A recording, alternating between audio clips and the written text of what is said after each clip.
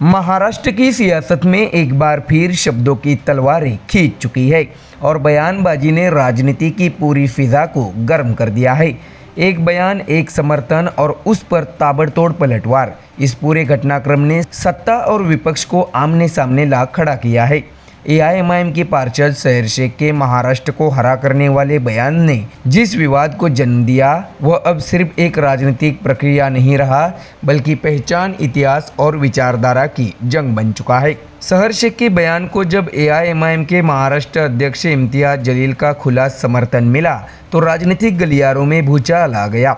BJP के मंत्री नीतीश राणे ने आक्रामक तेवर अपनाते हुए इतिहास और हिंदुत्व के मुद्दे को केंद्र में ला दिया। उनके शब्दों में मराठा अस्मिता, छत्रपति शिवाजी महाराज की विरासत और हिंदू राष्ट्र का संदेश साफ झलकता है। इसी बीच इस पूरे टकराव में शिवसेना उद्धव बालासाहेब ठाकरे गुट की भी एंट्री हो गई है। पार्टी नेता आनंद दुबे ने एआईएमआईएम के शीर्ष नेताओं पर तीखा हमला बोलते हुए भगवा बनाम हरे रंग की बहस को और तेज कर दिया है।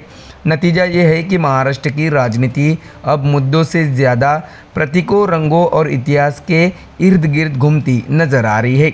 सवाल यही है, क्या ये बयानबाजी आने वाले चुनाव की सियासी पटकथा लिख रही है? दर्शकों, आपको जानकारी दे कि मुद्दा बना है एआईएमआईएम के पार्षद शहर शेख का बयान, लेकिन आग दूर तक फैल चुकी है। दर्शकों, जानकारी दे कि चिंगारी तब भड़की जब एआईएमआईएम की युवा पार्षद शहर शेख ने महाराष्ट्र को हरा करने वाला बयान दिया। बयान के बाद पार्टी के महाराष्ट्र अध्यक्ष इम्तियाज जलील खुलकर समर्थन में आ गए और कहा कि यह पार्टी की लाइन है, बस यही से सियासत का पारा उबाल पर पहुंच गया। तो वही दर्शकों, इस पर सबसे तीखा पलटवार आया बीजेपी मंत्री नीतीश राणे की ओर से।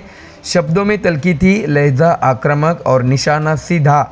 नीतीश राणे ने इम्तियाज जलील पर हमला बोलते हुए इतिहास, हिंदुत्व और महाराष्ट्र की अस्मिता को एक साथ जोड़ दिया है।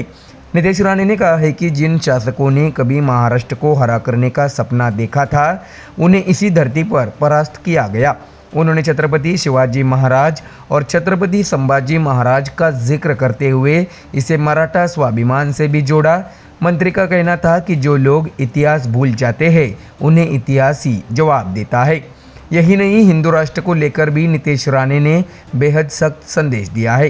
उन्होंने कहा है कि यह भूमि भगवा थी और रहेगी। उनके बयान को बीजेपी के कोर हिंदुत्व एजेंडे से जोड़कर देखा जा रहा है। बता दें कि औरंगजेब की कब्र का जिक्र करते हुए दी गई चेतावनी ने सियासी गलियारों में हलचल और बढ़ा दी है।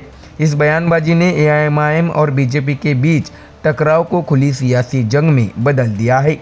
लेकिन कहानी यही खत्म नहीं होती। अब इस विवाद में एंट्री हुई है शिवसेना उद्धव बालासाहेब ठाकरे गुट की। पार्टी के नेता आनंद दुबे ने एआईएमआईएम के बड़े चेहरों इम्तियाज जलील, वारिस पठान और असदुद्दीन ओवैसी पर जोरदार हमला बोला है।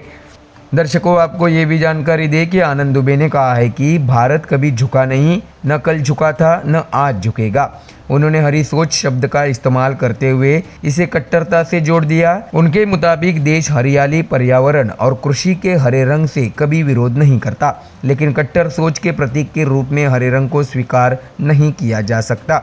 बता दें कि आनंद दुबे ने इतिहास का हवाला देते हुए 1526 से लेकर आज तक की लड़ाइयों को याद किया और कहा है कि भारत को हरा करने की कोशिशें हमेशा नाकाम रही है। उनके बयान में राष्ट्रवाद, इतिहास और सांस्कृतिक पहचान की गूंज साफ सुनाई देती है। तो वही भगवा रंग को लेकर आनंद दुबे का बयान भी उतना ही तीखा रहा।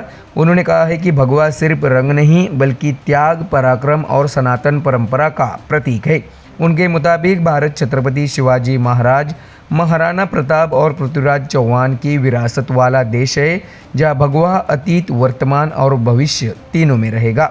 तो वही दर्शकों, सबसे बड़ा राजनीतिक हमला तब हुआ जब आनंद दुबे ने बीजेपी और एआईएमआईएम दोनों को एक ही फ्रेम में खड़ा कर दिया। उन्होंने आरोप लगाया कि ये दोनों दल एक दूसरे को उकसाने का काम कर रहे हैं और यह एक छिपी हुई नुरा कुश्ती है। उनके मुताबिक इस जहर को निकालने की जिम्मेदारी शिवसेना को उठानी पड़ेगी। तो वही दर्शकों, इस पूरे घटनाक्रम ने महाराष्ट्र की राजनीति को फिर से ध्रुवीकरण की राह पर धकेल दिया है। एआईएमआईएम अपने बयान पर कायम दिख रही है, बीजेपी आक्रामक तेवर में है और शिवसेना यूबीटी खुद को राष्ट्रवादी नैरेटिव के असली पहरेदार के तौर पर पेश कर रही है।